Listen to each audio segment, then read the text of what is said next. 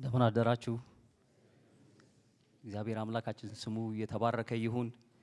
ስለቀረበው ዝማሬ፣ ስለተነበቡት ጥቅሶች፣ ስለ ቅዳሴው፣ ስለ ቅዱስ ሥርዓቱ ሁሉ የዘላለም አምላክ እግዚአብሔር ስሙ የተባረከ ይሁን። ዛሬ የተነበቡትን የመልእክትና የወንጌል ክፍል አንካፈልም። ነገር ግን ከነሱ ጋር የተያያዘ መልእክት ነው የምንካፈለው። በኋላ ላይ አነሳቸዋለሁ። ምናልባት እግዚአብሔር ቢረዳንና ጌታ ካልመጣ በሚቀጥለው ሳምንትና ዛሬ አንድ ርዕስ አንስተን እንማራለን። አብረን እንድናይ የፈለኩት ክፍል ሮሜ ምዕራፍ 6 ከቁጥር 12 እስከ መጨረሻው ያለው ይሆናል። ምናልባት ብዙ ጊዜ ስለምንቀመጥ ለእግዚአብሔር ቃል ክብርም ቆመን ይህንን ቃል እናነብና እንካፈላለን። በጌታ በኢየሱስ ክርስቶስ ስም አነባለሁ። እንደዚህ ይላል። እንግዲህ ለምኞቱ እንድትታዘዙ በሚሞት ስጋችሁ ኃጢአት አይንገስ፣ ብልቶቻችሁንም የአመፃ የጦር ዕቃ አድርጋችሁ ለኃጢአት አታቅርቡ። ነገር ግን ከሙታን ተለይታችሁ በሕይወት እንደምትኖሩ ራሳችሁን ለእግዚአብሔር አቅርቡ። ብልቶቻችሁንም የጽድቅ የጦር ዕቃ አድርጋችሁ ለእግዚአብሔር አቅርቡ። ኃጢአት አይገዛችሁምና ከጸጋ በታች እንጂ ከሕግ በታች አይደላችሁምና። እንግዲህ ምን ይሁን? ከጸጋ በታች እንጂ ከሕግ በታች ስላይደለን ኃጢአት እንስራን? አይደለም። ለመታዘዝ ባሪያዎች እንድትሆኑ ራሳችሁን ለምታቀርቡለት ለእርሱ ለምትታዘዙለት ባሪያዎች እንደሆናችሁ አታውቁምን? ወይም ለሞት የኃጢአት ባሪያዎች ወይም ለጽድቅ የመታዘዝ ባሪያዎች ናችሁ። ነገር ግን አስቀድማችሁ የኃጢአት ባሪያዎች ከሆናችሁ ለተሰጣችሁለት ለትምህርት አይነት ከልባችሁ ስለታዘዛችሁ ከኃጢአትም ባርነት ወጥታችሁ ለጽድቅ ስለተገዛችሁ ለእግዚአብሔር ምስጋና ይሁን። ስለ ሥጋችሁ ድካም እንደ ሰው ልማድ እላለሁ፣ ብልቶቻችሁን አመፃ ሊያደርጉ ለርኩሰትና ለአመፃ ባሪያዎች አድርጋችሁ እንዳቀረባችሁ እንደዚሁ ብልቶቻችሁ ሊቀደሱ ለጽድቅ ባሪያዎች አድርጋችሁ አሁን አቅርቡ። የኃጢአት ባሪያዎች ሳላችሁ ከጽድቅ ነፃ ነበራችሁና፣ እንግዲህ ዛሬ ከምታፍሩበት ነገር ያን ጊዜ ምን ፍሬ ነበራችሁ? የዚህ ነገር መጨረሻው ሞት ነውና፣ አሁን ግን ከኃጢአት አርነት ወጥታችሁ ለእግዚአብሔርም ተገዝታችሁ ልትቀደሱ ፍሬያችሁም መጨረሻውም የዘላለም ሕይወት ነው። የኃጢአት ደሞዝ ሞት ነውና፣ የእግዚአብሔር የጸጋ ስጦታ ግን በክርስቶስ ኢየሱስ በጌታችን የዘላለም ሕይወት ነው። አሜን። እንቀመጣለን፣ እንጸልያለን። እግዚአብሔር ቅዱስ ቃሉን እንዲባርክልን። የአባቶቻችን አምላክ እግዚአብሔር ስለዚህ ቅዱስና ብሩክ ማለዳ በቤትህ ስለተገኘንበት እግዚአብሔር ሆይ ጸጋህንና ቸርነትህን ምሕረትህን ስለምንካፈልበት ስለወደድካት ስለዚች ማህበር ስለዚህ ጉባኤ ስለ ራሴም አመሰግንሃለሁ። ክብር ለአንተ ይሁን። እግዚአብሔር ሆይ ቤትህ ጸጋ ነው ያለው። ቤትህ ሕያው ቃል አለ፣ መጽናናት አለ፣ አንተ ራስህ አለ። እግዚአብሔር ሆይ በማለዳ በዚህ ጸሎት ሲጸለይ፣ እግዚአብሔር ሆይ ቅዳሴ ሲቀደስ፣ ቅዱስ ቃል ሲነበብ፣ ዝማሬ ሲዘመር፣ ሕዝብህን መንካት፣ ሕዝብህን መፈወስ፣ ሕዝብህን ማበርታት ጀምረሃል። ጌታ ሆይ አቤቱ የዘላለም አምላክ አሁንም እንደ ዘመርነው አንተ ተዋጊ ነህ ብቻህን። ፍርሃት ከሕዝብ ላይ በዝማሬ ስለተነሳ አመሰግንሃለሁ። ቅዱስ ቃል ስለፈሰሰ እናመሰግንሃለን። ተስፋ የምናደርግህ እግዚአብሔር ዛሬም አንተ ሌላ ቸርነት፣ ሌላ ምሕረት፣ ሌላ ፈውስ፣ ሌላ በጎነት አለህና ባሪያዎችህ እግዚአብሔር ሆይ ተዘጋጅተናል። በቅዱስ ቃልህም ፈጽመ ተናገረን።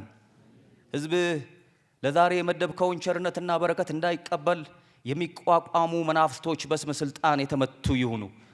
እግዚአብሔር ሆይ በዚህ ጉባኤ ውስጥ ተቀምጠው ቃል እንዳይሰሙ እግዚአብሔር ጉባኤውን እንዳያውኩ በኢየሱስ ስም የታሰሩ ይሁኑ። ይህንን ጉባኤ ለቀው ይሂዱ። ሰማያት ሁሉ በኢየሱስ ክርስቶስም ነፃ ይሁኑ። በአየሩ ላይ የሚሰራ አለቆች፣ ስልጣናት፣ ገዢዎች የተባሉ ይህንን ከተማ በልዩ ልዩ ስፍራ የሚደረጉትን አገልግሎቶች የሚቃወሙ ህዝብህን፣ አገልጋዮችን የሚቃወሙ ህዝብህን የሚቃወሙ ቤትህን የሚጠሉ ሁሉ በኢየሱስ ስም የታሰሩ ይሁኑ። ምህረትህና ቸርነትህ በእኛ ላይ ይሁን። ክብር ለአንተ ይሁን። እናመሰግንሃለን። ከፍ ከፍ በርልን። በጌታ በኢየሱስ ክርስቶስ ስም አሜን አሜን። ለዚህ ክፍል የሰጠሁት ርዕስ ራሳችሁን ለኃጢአት አታቅርቡ በሚል ነው የምንካፈለው። ራሳችሁን ለኃጢአት አታቅርቡ። ምናልባት ምዕራፍ 5ን ይህንን ምዕራፍ 6ን ከማየታችን በፊት አጠቃላይ የሮሜን የምናጠናውን ይሄ መጽሐፍ ስለምን ይናገራል የሚለውን አንዳንድ ነገር ብናነሳ ጥሩ ነው፣ ትምህርት ስለሆነ ማለቴ ነው። የሮሜ መልእክት ገና ሲጀምር ምን ብሎ ይጀምራል? ሐዋርያ ሊሆን የተጠራ የኢየሱስ ክርስቶስ ባሪያ ጳውሎስ በነቢያቱ አፍ በቅዱሳን መጽሐፍ አስቀድሞ ተስፋ ለሰጠው ለእግዚአብሔር ወንጌል ተለየ። ይህም ወንጌል በሥጋ ከዳዊት ዘር ስለተወለደ እንደ ቅድስና መንፈስ ግን ከሙታን መነሳት የተነሳ በኃይልም የእግዚአብሔር ልጅ ሆኖ ስለተገለጠ ስለ ልጁ ነው። እርሱም ጌታችን ኢየሱስ ክርስቶስ ነው። አሜን። ስለዚህ ወንጌል ኢየሱስ ክርስቶስ ነው ብሎ ይጀምርና ወደ ቁጥር 17 ስትሄዱ ጻድቅ በእምነት በሕይወት ይኖራል ብሎ በእምነት በሕይወት ስለመኖር አባቶቻችን እነ ማርቲን ሉተር የተገለጠላቸው ከጨለማ ውስጥ ያወጣቸውን የዚህን መጽሐፍ ዋና ነገር ያነሳል። ግን ያንን ብቻ ሳይሆን ወደ ምዕራፍ 8 ብትመጡ ጳውሎስ ይፎክራል። አንድ ፉከራ ቁጥር 37 ላይ እንደዚህ ይላል፣ በወደደን በእርሱ ከአሸናፊዎች እንበልጣለን። ወደደን በእርሱ ከአሸናፊዎች እንበልጣለን ይላል። ወደ ምዕራፍ 13 ደግሞ ቁጥር 14 ሄዳችሁ ብትመለከቱ ይህንን ድል ያደረገውን ጌታ ልበሱ፣ ኢየሱስን ልበሱ፣ እሱ ድል አድርጓል ብሎ ይናገራል። እንዳውም መጽሐፉን ሲዘጋው ምዕራፍ 16 ላይ ቁጥር 20 ላይ የሰላም አምላክ ዲያብሎስን ከእግራችሁ በታች ፈጥኖ ይቀጠቅጠዋል ብሎ እባካችሁ ቅዱሳን ይህን የድል ሕይወት ይህንን ክርስቶስን ልበሱት። ምዕራፍ 3 ላይ እንደሚናገረው ሁሉ ኃጢአትን ሰርተዋል፣ የእግዚአብሔር ክብር ጎሎታል፣ ነገር ግን በክርስቶስ በሆነው ቤዛነት እንዲያው ይጸድቃሉ ብሎ የቤዛነቱን ሥራ ከፍ ከፍ ያደርጋልና እንደ ወንጌላዊት ቤተክርስቲያን መካነ ኢየሱስ እንደ ሉተራውያን እነዚህ 5ቱ ሶላዎች የምንላቸው ክርስቶስ ብቻ፣ ቃሉ ብቻ፣ እምነት ብቻ፣ ጸጋው ብቻ፣ ክብር ለእርሱ ብቻ የምንላቸውን ነገሮች በሮሜ ውስጥ እናገኛለን። እና በዛ መካከል ነው ይሄ ምዕራፍ 6ን ኃጢአትን ለማድረግ ምንም ምክንያት የላችሁም የሚል ክርክር ሐዋርያው ጳውሎስ ያቀርባል። እና እንግዲህ ይሄ ክፍል ራሳችሁን ለኃጢአት አታቅርቡ የሚል ሙግት ያቀርባል። አታቅርቡ፣ ማቅረብ አትችሉም የሚል ውሳኔ ነው የሚያሳልፈው ሐዋርያው ጳውሎስና ቁጥር 13 ላይ ብልቶቻችሁንም የአመፃ የጦር ዕቃ አድርጋችሁ ለኃጢአት አታቅርቡ ይላል። ቁጥር 19 ላይም አልፎ ብልቶቻችሁም እንደ ሰው ልማድ ብልቶቻችሁም አመፃ ሊያደርጉ ለርኩሰትና ለአመፃ ባሪያዎች አድርጋችሁ እንዳቀረባችሁ አታቅርቡ ብሎ ይናገራልና እንግዲህ ዛሬ ስናጠና ይህንን ቃል ይህንን ሐሳብ ነው የምናየው። እንደው ይህንን ቃል ከማየታችን በፊት አንድ የሆነ ታሪክ ልንገራችሁ። አንድ አባት ሳሎን ውስጥ ቁጭ ብለው እርጎ ይጠጣሉ እና ጺማቸውን ረጅም ሪዝ አላቸው እያሻሹ እርጎ ይጠጣሉና እየጠጡ በመሃል አንድ መጥፎ ጠረን ይረብሻቸዋል።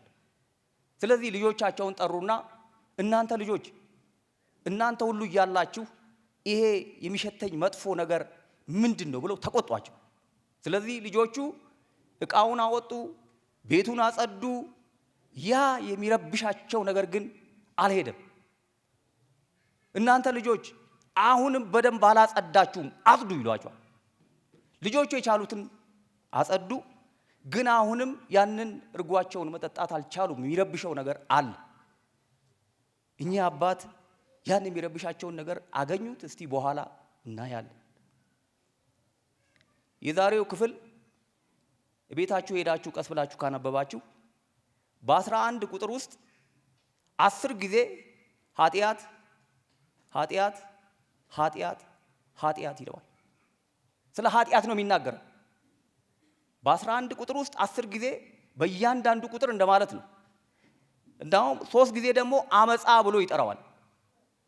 መጽሐፍ ቅዱሳችን የአንደኛ ዮሐንስ ምዕራፍ 3 ቁጥር 4 ላይ ኃጢአትን የሚያደርግ ሁሉ አመፅን ደግሞ ያደርጋልና ኃጢአትም ምንድነው?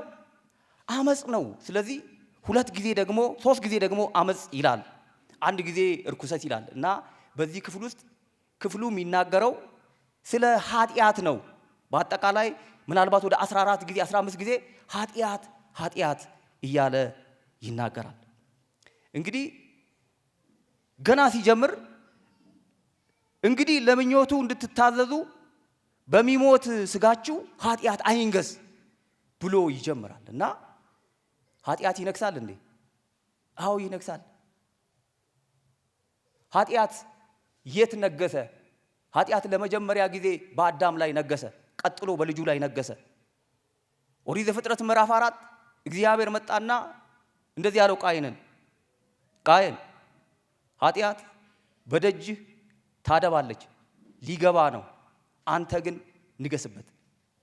እና ኃጢአት ሲነግስ ምን ይሆናል? ይገላል። የመጀመሪያው ነፍስ ያጠፋ ሰው ኃጢአት የነገሰበት ሰው ቃየን። ስለዚህ ክፍላችን የሚለን ኃጢአት በእናንተ ላይ አይንገስ፣ የመንገስ ወደ ላይ የመውጣት የመቆጣጠር ኃይል አለው ኃጢአት። ክርስቶስ ሞቶላችኋል፣ ከኃጢአት አርነት ወጥታችኋል፣ ጠላታችሁን ከእግራችሁ በታች ረቅጦታል። እባካችሁ ኃጢአት በእናንተ ላይ አይንገስ ብሎ ይለምነናል። እንደው ክፍሉን 1-3 ቦታ ከፍለን ልናየው እንችላለን። ግልጽ በሆነ 3 ክፍል ከፍለን ልናያለን።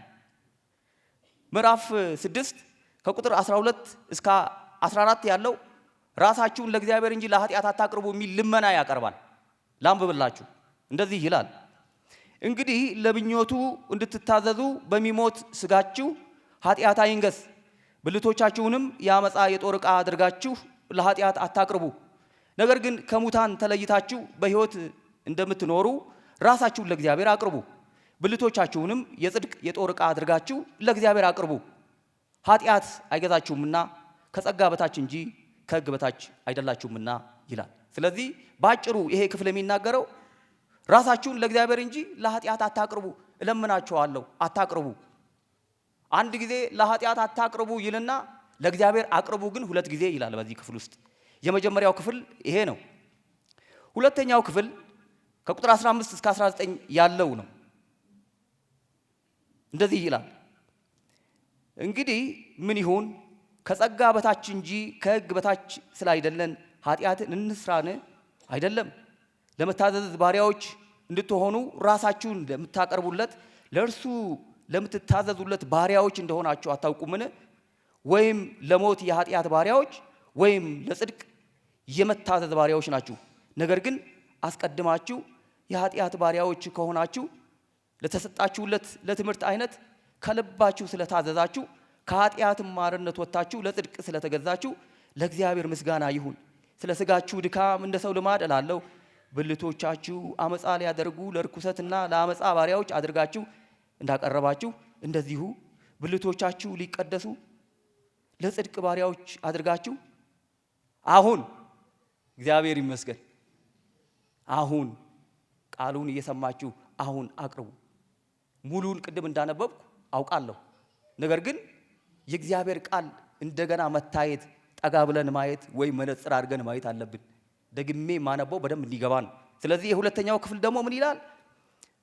ራስን በማቅረብ ውስጥ መገዛትና ባርነት አለ ሚል። ራሳችሁን በማቅረብ ውስጥ ለማናቸውም ነገር በማቅረብ ውስጥ መገዛት አለ፣ ባርነት አለ። ለምን? አንድ ሰው ሲያቀርብ ከሱ በላይ ለሆነ ለሚገዛው ለሚታመነው ነውና የሚያቀርበው።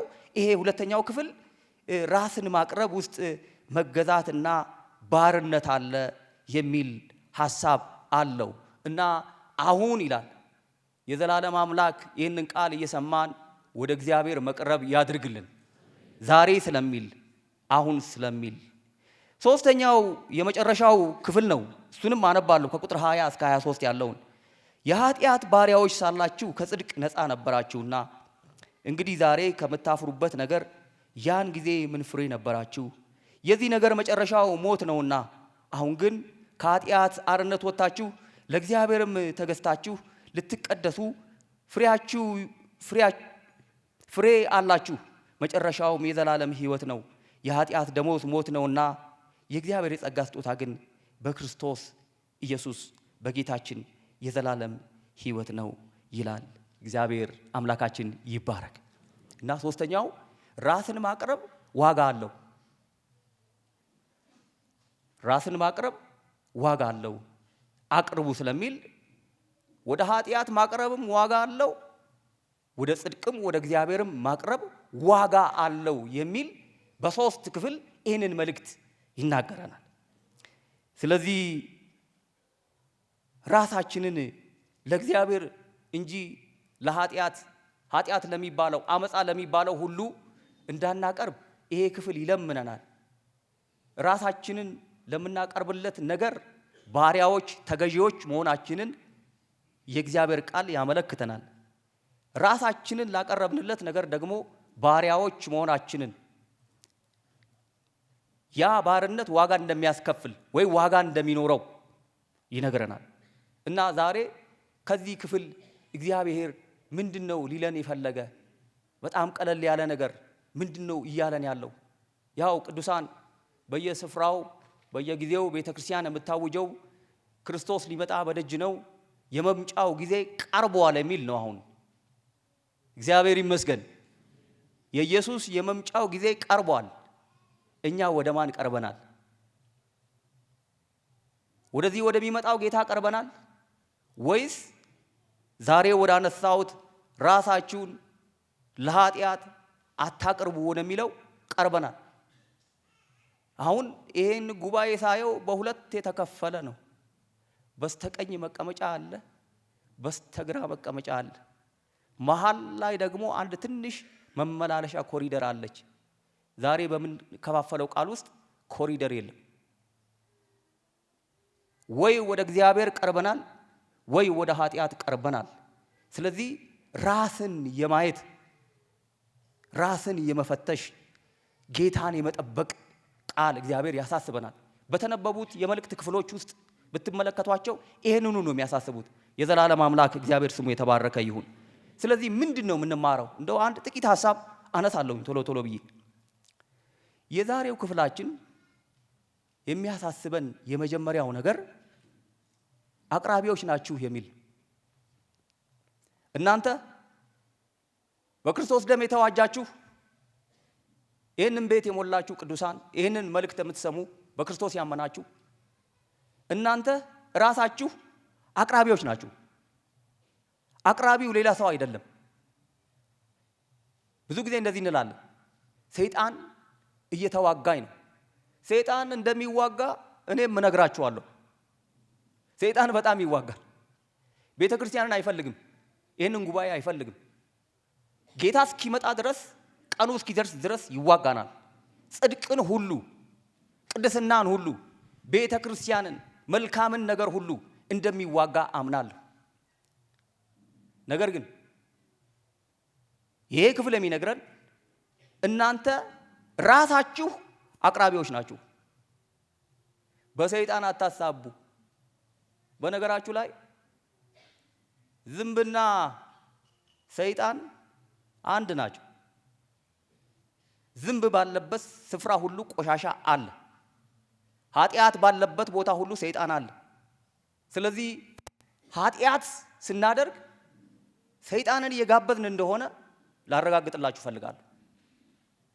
እና ለዚህ ነው ራሳችሁን ወደ ኃጢአት አታቅርቡ ይልና አቅራቢዎች ናችሁ ይለናል። ቅዱሳን እኛ አቅራቢዎች ነን። ለእግዚአብሔርም የምናቀርበው ራሳችንን ለኃጢአትም የምናቀርበው ራሳችንን። ስለዚህ የዛሬው ክፍል የሚመክረን አቅራቢዎች ናችሁ። ወንድሜ ሆይ እህቴ ሆይ ራስን ወደ እግዚአብሔር ማቅረብ ትችላለህ። ራሳችሁን ይላል በኋላ ላይ ብልቶቻችሁን፣ ሁለንተናችሁን ያመጻ የጦር ዕቃ አርጋችሁ አታቅርቡ። ስለዚህ አቅራቢው እኛ ነን። አቅራቢው እኔ ነኝ። አቅራቢው እኛ ነን ወገኖቼ። ስለዚህ ይሄንን ያለማመን ችግር አለ። ቅዱሳን ራሳችንን ማቅረብ እንደምንችል፣ ለጽድቅ ማቅረብ እንደምንችል፣ ለእርቅ ማቅረብ እንደምንችል፣ ለጽድቅ ማቅረብ እንደምንችል፣ መስጠት እንደምንችል፣ ይቅር ማለት እንደምንችል አቅሙ እኛ ውስጥ እንዳለ ልናውቅ ይገባል። ከፈለግን ደግሞ ቤቱን ማቃጠል እንደምንችል እኛው እንደሆን ባለቤቶቹ እና ቅዱሳን እናንተ አቅራቢዎች ናችሁ። የማቅረብ አቅም እናንተ ውስጥ አለ። ማቅረብ ትችላላችሁ። ራሳችሁን ለእግዚአብሔር ማቅረብ ትችላላችሁ። ራሳችሁን ግን ለኃጢአት አታቅርቡ። ለምን? ትችላላችሁ። አቅራቢዎቹ እናንተ ናችሁ። ስለዚህ ወደ ምን ቀርበን ይሆን? አሁን በዚህ ስብከት መካከል ይሄ ሁሉ የእግዚአብሔር ጸጋ ፈሶ ከማለዳ ጀምሮ በዚህ ስፍራ እግዚአብሔር ጽድቁን፣ ቅድስናውን በልዩ ልዩ አይነት መንገድ ጸጋውን እያፈሰሰ አሁን በልባችን ውስጥ ያለው ምን ይሆን? እስቲ ጥቂት እንይ። ወደ ማን ቀርበናል? ወደኛ የቀረበው ነገር ምንድነው? ልባችን ውስጥ ያለው እሱ የቀረበው ነገር ነው። አሁን በልባችን የምናስበው ነገር ለምን? እግዚአብሔር ሕሊና የሚባል ነገር እዚህ ስላስቀመጠ ሰባኪና ነብይ አያስፈልገውም። እጃችን ላይ ያለውን ሁላችንም እናውቀዋለን። ወደ እግዚአብሔር ቀርበናል ወይስ ወደ ኃጢአት ቀርበናል? እግዚአብሔር ማየት ያድርግልን። ይሄው ቀላል ነው። እህቴ ሆይ ወደ ማን ቀርበሻል ነው የዛሬ ማለዳ ስብከት። ወንድሜ ሆይ ወደ ማን ቀርበሃል? ራስን ወደ ማን ያቀረብከው? ልቡ ውስጥ ያለው ምንድነው? ቤተ ክርስቲያን ሆይ ወደ ማን ቀርበሻል? ቅዱሱ ሊመጣ ነውና ኢየሱስ ክርስቶስ አንቺ ወደ ማን ቀርበሻል የሚል ነው የመጀመሪያው ሐሳብ። ሁለተኛው ሐሳብ ራሳችሁን ላቀረባችሁለት ነገር ባሪያዎች ናችሁ ይላል። ቁጥር 16ን በተለይ ላንብብላችሁ። እንደዚህ ይላል፣ ለመታዘዝ ባሪያዎች እንድትሆኑ ራሳችሁን ለምታቀርቡለት ለእርሱ ለምትታዘዙለት ባሪያዎች እንደሆናችሁ አታውቁምን? ስለዚህ ለአንድ ነገር ራሳችሁን ካቀረባችሁ ለዛ ነገር ተገዢዎች ናችሁ፣ ለዛ ነገር ባሪያዎች ናችሁ። ለቅዱሱ ለእግዚአብሔር ራሳችሁን ካቀረባችሁ የሱ አገልጋዮች፣ የሱ ባሪያዎች ናችሁ። ለኃጢአት ራሳችሁን ካቀረባችሁ ለሱ ነገር ባሪያዎች ናችሁ። እኔ እጅግ የገረመኝ ነገር ይሄ ክቡር ቃል በየጊዜው ይታወጃል። በእግዚአብሔር ቤት የጎደለ ጸጋ የለም። ዝማሬ አለ። በቅዱሳት ሚስጥራት ውስጥ፣ በቅዱስ ጥምቀት፣ በቅዱስ ቁርባን ውስጥ እግዚአብሔር ይናገረናል፣ ጸጋውን ይሰጠናል። ነገር ግን የሰው ልጆችን የሚገዙት ነገሮች በጣም ጥቃቅን ነገሮች ናቸው። ሰው ባሪያ የሚሆንበት ነገር ኢቭን ከኪሎ ያንሳል። አንዳንድ ጊዜ ሰዎች በእጃቸው የያዙት ነገር ዘመናቸውን ሁሉ ይቆጣጠራቸዋል። ልትመክሩት እንኳን ብትፈልጉ ምን አለችን በእጅ ላይ ያስካትን ነገር ብጥለው ብትሉት ምን ይላል? አቃተኝ። እንዴት ሰው በእጁ የያዘው ነገር ይጥለዋል? እንደውም ይህንን ሳስብ አንድ ነገር አሳቀኝ። ሰው ክብር ይጥለዋል፣ ወንበር ይጥለዋል። አሁን እናንተ ወንበር ላይ ነው የተቀመጣችሁት። ሎጂካሊ እንኳን ብናስበው እንዴት የተቀመጥንበት ነገር አናታችን ላይ ይወጣል? ወንበር። ወደ አእምሯችሁ አንዳንድ ነገር እንደመጣ አስባለሁ። ሰው የሆነ ቃል መቆጣጠር አይችልም። አፉ ውስጥ አፉን መቆጣጠር አይችልም። ምን አለ አፌን በዘጋው እንላለን አንዳንድ ጊዜ። ትንንሾች እኮ ናቸው። ለዛ ነገር ባሪያዎች ነን እና የሚገዙንን ነገሮች ሳስባቸው በእውነት ከእግዚአብሔር ቃል፣ ከእግዚአብሔር ጸጋ፣ ከእግዚአብሔር መንፈስ ጋር ሳስተያየው የሚገዙን የሚያሸንፉን ነገሮች በጣም ጥቂቶች ናቸው። ከቀረብናቸው ግን አናት ላይ ይወጣሉ። ለምሳሌ ቅድም የነገርኳችሁ ሮሜ ምዕራፍ 20 ቁጥር 16 ላይ እንደዚህ ይላል፣ የሰላምም አምላክ ዲያብሎስን ፈጥኖ ከእግራችሁ በታች ይቀጠቅጠዋል ይላል። እና እኔ አሰብኩ፣ ለምንድን ነው የእግዚአብሔር ቃል የሰላምም አምላክ ዲያብሎስን ፈጥኖ ከእግራችሁ በታች ይቀጠቅጠዋል ያለው? እሱማ ጊዜ ከተሰጠው አናት ላይ ይወጣል። ስለዚህ ቶሎ ቶሎ ይቀጥቅጠው፣ እግዚአብሔር ይቀጥቅጠው። ስለዚህ ራሳችሁ ላቀረባችሁለት ነገር ባሪያዎች ናችሁ። ዛሬ የምን ባሪያዎች ናችሁ? በእውነት የእግዚአብሔር ቃል እንደሚለው እንደሚመክረን የጽድቅ ባሪያዎች ነን ወይስ የሆነ የትንሽ ነገር አንዳንድ ጊዜ እንበደላለን። ሰዎች ይበድሉናል። የበደሉን ሰዎች ናቸው።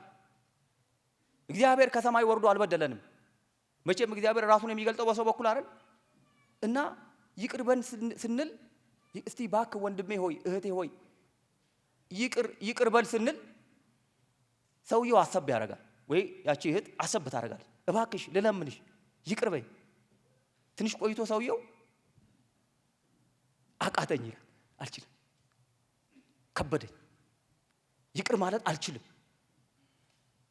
ያ ነገር ባሪያ አደረገን ማለት ነው፣ ገዛን ማለት ነው። ለዛ ነገር ባሪያዎች ሆን ማለት ነው። ለማናቸውም ኃጢአት፣ ለማናቸውም እግዚአብሔርን ለሚያስቆጣ ነገር ባርነት ከተያዝንበት ነገር የዘላለም አምላክ እግዚአብሔር ይፍታን። ይሄው ጾም ጸሎት ይዘናል። ይሄ ጾም ጸሎት እስከ ሐምሌ 30 ይቀጥላል። አንደኛው የምንጸልየው ስለ ልጆቻችን፣ ስለ ወጣቶቻችን። ወጣቶቻችንን የታጠቁ ወታደሮች አይደሉም መተው የወሰዱብን። ከኛ ተለይተው ቤቱን የዘጉት አንዳንድ ነገር የተለማመዱት ቀላል በእጅ ላይ በሚያዝ በዚህ ነገር ኃጢአት እንደዚህ አይነት ባህሪ አለው። ባሪያ የማድረግ ጫወታቸውን ይወስድባቸዋል፣ ዝማሪያቸውን ይወስድባቸዋል፣ ሌላ ልጅ ይሆኑብናል፣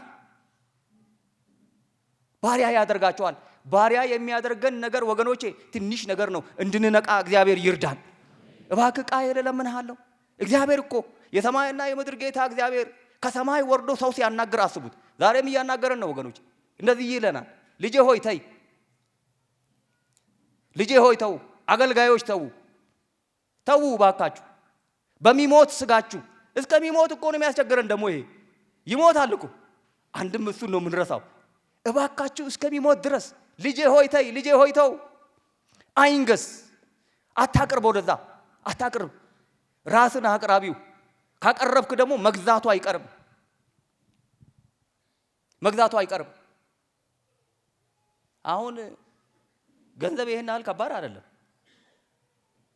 ከባድ አይደለም። በጣም ቀላል ነገር ነው በእውነት። እዚህ ደረታችን ኪስ ውስጥ ነው ምን አስቀምጠው፣ እዚህ ውስጥ አስቀምጠነው፣ አንዳንዴ ከኋላ አስቀምጠነው፣ እሱ እዚህ ላይ ወጥቷል። ልክ ነው። አዎ። እንደውም አንድ ሰው ምን አለ፣ አንድ ጊዜ ጾም ጸሎት ነበራል። ጾም ጸሎት እየተጸለየ ያው እንግዲህ ስንጸልይ በጉባኤ መካከል ፕሮግራም መሪው ይሄዳል። ፕሮግራም መሪው በጉባኤ መካከል እየሄደ ጾም ጸሎት እየተጸለየ ደግሞ የሚጸለየው ስለ ንስሐ ነው። ንስሐ ንግባ እየተባለ እየተጸለየ ወደ መጨረሻው አካባቢ፣ እናንተን ማለት አይደለም መጨረሻ ላይ ያላችሁት፣ ወደዛ አካባቢ አንድ ሰው ተንበርክኮ ብር ይቆጥራል።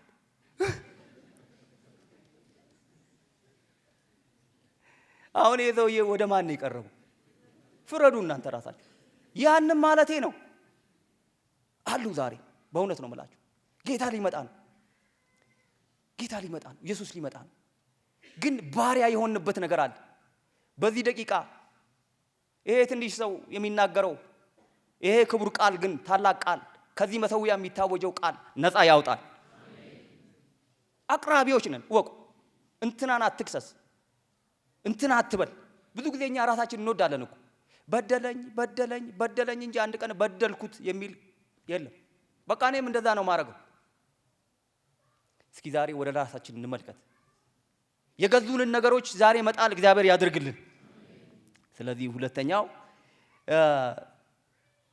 ራሳችሁን ላቀረባችሁት ነገር ባሪያዎች ናችሁ ነው የሚለንና በዚህ ክፍል ውስጥ 8 ጊዜ ባርነት ባርነት ባርነት ባርነት ይላል።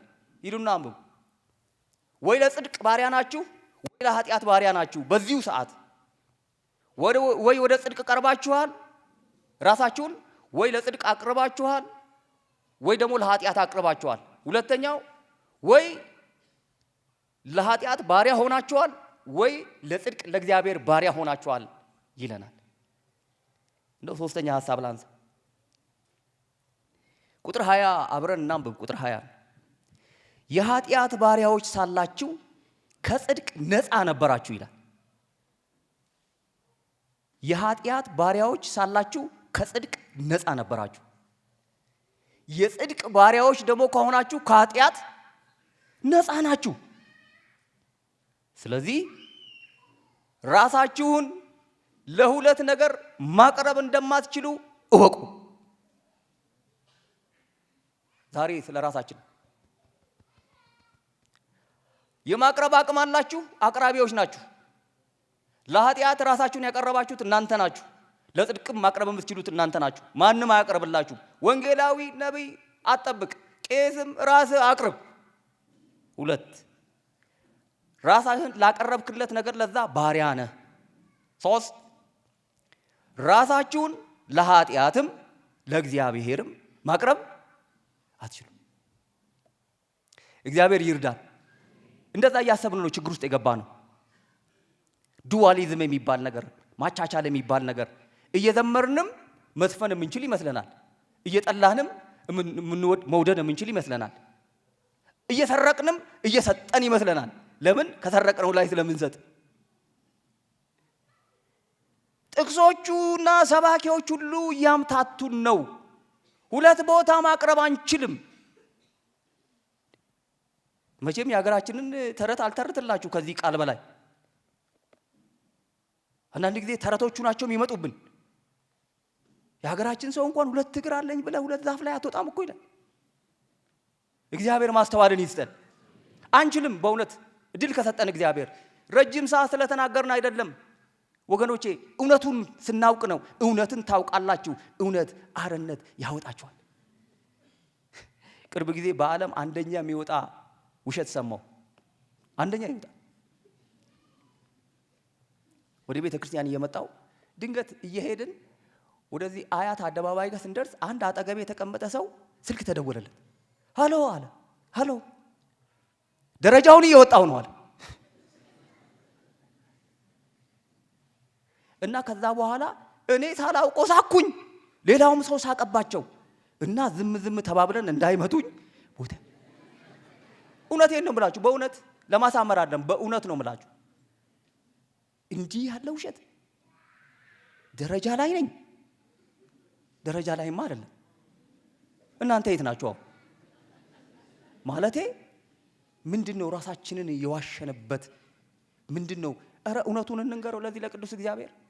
እንዴት ደረጃ ላይ እንሆናለን? መኪና ውስጥ ነን እንዴ? እግዚአብሔር ይርዳል።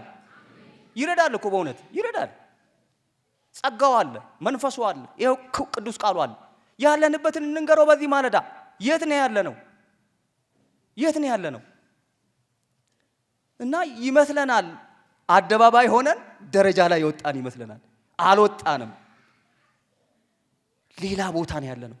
ግን ይመስለናል ሁለቱም ቦታ መሆን የምንችል አደባባይም ደረጃ ላይ። እንደዛ እኮ ነው ወገኖቼ። ጳውሎስ ይሞግተናል። ወይ ለጽድቅ አቅርባችኋል፣ አሁን ፈትሹ ራሳችሁን፣ ወይ ደግሞ ለእግዚአብሔር አቅርባችኋል። ራሳችሁን እዩ። ሁለቱ ቦታ በአንድ ጊዜ መሆን አይቻልም። እንዲህ ክርስቶስን መጠበቅ አይቻልም። በተለይ ኃጢአት ውስጥ ሆኖ ክርስቶስን መጠበቅ አይቻልም ይለናል። ከዛ ውጤቱን ይነግረናል። ውጤቱ ምን እንደሆነ ውጤቱ የመጨረሻዎቹ ቁጥሮች ላይ አንድ የተደጋገመ ቃል አለ። መጨረሻውም ይላል።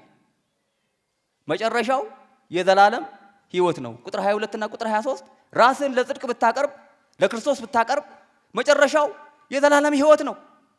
ነገር ግን ራሳችሁን ለኃጢአት ብታቀርቡ መጨረሻው ሞት ነው። ስለዚህ መጨረሻን አስተውል የሚል ነው።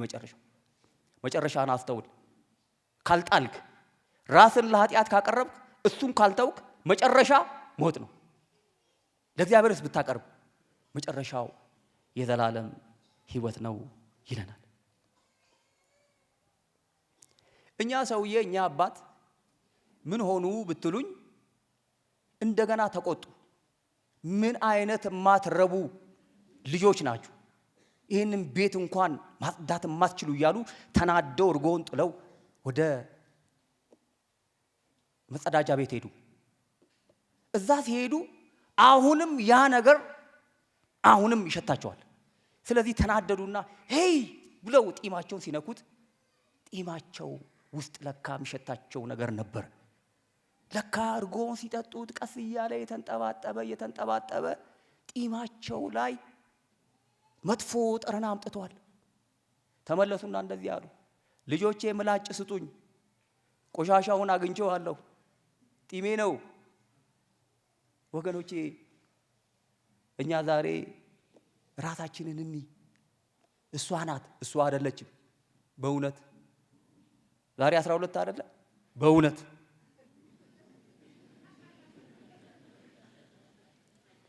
እሷ አይደለችም፣ እሱ አይደለም። ለምትናገሩት ነገር፣ ለምታደርጉት ነገር፣ ከዚህ በኋላም ለምታደርጉት ነገር፣ ላደረጋችሁት ነገር ባሪያዎች ናችሁ። እሱ አዛዥ ነው፣ ጌታ ነው። ክፉ ከሆነ እሱ ጌታ ነው።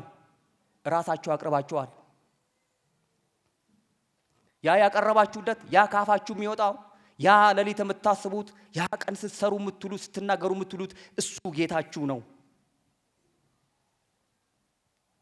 እና ራሳችሁን አታታሉ ይለናል የእግዚአብሔር ቃል፣ እኔን ጨምሮ። ለሁለት ነገር መሆን አትችልም። ክርስትና ራስን ለእግዚአብሔር ማቅረብ ነው። ራሳችሁን ለዛ አቅርቡ። ዛሬ የተነበበው የመልእክት ክፍል እስራኤል ሆይ በኃጢአትህ ወድቀሃልና ወደ አምላክህ ወደ እግዚአብሔር ቅረብ የሚል። ሮሜ ምዕራፍ 2 አትፍረድ፣ በምትፈርድበት ነገር አንተ ራስህ ትተላለፋለህ፣ ራስህን እይ የሚል ነው። የወንጌሉን ክፍል ግን አነበዋለሁ። በእውነት የወንጌሉ ክፍል እንደዚህ ይላል። ቁጥር 42 በእኔም ከሚያምኑ ከነዚህ ከታናናሾች አንዱን የሚያሰናክል ሁሉ ትልቅ የወፍጮ ድንጋይ በአንገቱ ታስሮ ወደ ባህር ቢጣል ይሻለው ነበር። እጅህ ብታሰናክልህ ቁረጣት። ሁለት እጅ ኖሮህ ትላቸው ወደማይሞትበት እሳቱም ወደማይጠፋበት ወደ ገሃነብ ወደማይጠፋ እሳት ከመሄድ ጉንድሽ ሆነ ወደ ሕይወት መግባት ይሻላል። እግርህ ብታሰናክልህ ቁረጣት። ሁለት እግር ኖሮ ትላቸው ወደማይሞትበት እሳቱም ወደማይጠፋበት ወደ ገሃነብ ወደማይጠፋ እሳት ከመጣል አንካሳ ሆነ ወደ ሕይወት መግባት ይሻላል። ዓይንህ ብታሰናክልህ አውጣት። ሁለት ዓይን ኖሮ ትላቸው ወደማይሞትበት እሳቱም ወደማይጠፋበት ወደ ገሃነም እሳት ከመጣል አንዲት ዓይን ኖሮ ወደ እግዚአብሔር መንግሥት መግባት ይሻላል። ሰው ሁሉ በእሳት ይቀመማልና መስዋዕትም ሁሉ በጨው ይቀመማል። ጨው መልካም ነው። ጨው ግን አልጫ ቢሆን በምን ታጣፍጡታላችሁ? በነፍሳችሁ ጨው ይኑርባችሁ፣ እርስ በርሳችሁ ተስማሙ። አሜን። ስለዚህ ይሄ ወንጌል በቃ አካላችሁን ቆርጣችሁ ጣሉት ነው የሚለው አይደለም። በራስ ላይ ጨክን። እጅህን እንኳን አንተ ሐኪም እንኳን አደንዝዞ ነው የሚቆርጠው፣ መርፌ ሰጥቶ ነው የሚቆርጠው። እስቲ ራስን በመርፌ ወጋና ሞክር። በራስ ላይ መጨከን ከባድ ነው። በራስ ላይ ጨክን። የእግዚአብሔር ሕዝብ ሆይ በራስ ላይ ጨክንና ሪድ ኦፍ ኦል ሲንስ። ያው እኔ ሞቅ ሲለኝ እንግሊዝኛ እናገራለሁ። ጨክን በራስ ላይ፣ ክርስቶስ ሊመጣ ነውና ልጆቼ ሆይ ጨክኑ። ይሄንን ብልቶች እኮ ናቸው የተጠቀሱት። እነዚህም ብልቶች አታቅርቡ። ማለዳ ተነስታችሁ አቅራቢዎች እናንተ ስለሆናችሁ ሰይጣን ነው እንትና ነው የሚለውን ተውት። እንዳውም እንትናን ይቅር በለውና ራስን ተመልከት። ራስ ቁረጥ፣ ጨክን በራስ ላይ። የእግዚአብሔር መንግስት ጨክነን የምንገባባት ናትና ይለናል። ከፍ ብዬ አንድ ቁጥር ብቻ ላንብብ። ሮሜ ምዕራፍ 6 ቁጥር 11 እንዲሁም እናንተ ደግሞ ለኃጢአት እንደሞታችሁ ግን በክርስቶስ ኢየሱስ በጌታችን ሆናችሁ ለእግዚአብሔር ሕያዋን እንደሆናችሁ ራሳችሁን ቁጠሩ። እንደሞታችሁ ራሳችሁን ቁጠሩ። ለኃጢአት ሞታችኋል። ኃጢአት መስራት አትችሉም። ስለዚህ ቅዱሳን ለኃጢአት ራሳችሁን አታቅርቡ። አቅራቢዎች ናችሁ። ካቀረባችሁ የኃጢአት ባሪያዎች ናችሁ። ባሪያ ከሆናችሁ ለሱ ትገዛላችሁ። እሱ ደግሞ ወደ ሞት እንጂ የሚወስዳችሁ ወደ እግዚአብሔር አይወስዳችሁም። ኃጢአት እየሰራው ወደ እግዚአብሔር እሄዳለሁ ብላችሁ ሁለት ቦታ አይቻልም የሚል መልእክት እግዚአብሔር ይናገረናል። እና ቄስ ወደ ኃጢአት አታቅርቡ ራሳችሁን ብለሃል፣ ታዲያ ወዴት ላቅርብ ካላችሁ ሰው እንደዚህ መካከል ላይ መሆን አይችልም። ወደ አንዱ ይቀርባል። ያንን እግዚአብሔር ቢረዳንና ጌታ ካልመጣ በሚቀጥለው ሳምንት እናያለን። ታዲያ ወደ ማን እንቅረብ? መጽሐፍ ቅዱስ አታቅርቡ ብሎ ወደ ማን ቅረቡ አለን? የሰራዊት ጌታ እግዚአብሔር ይርዳል። እንጸልያለን። ቁጭ እንዳል እንጸልያለን።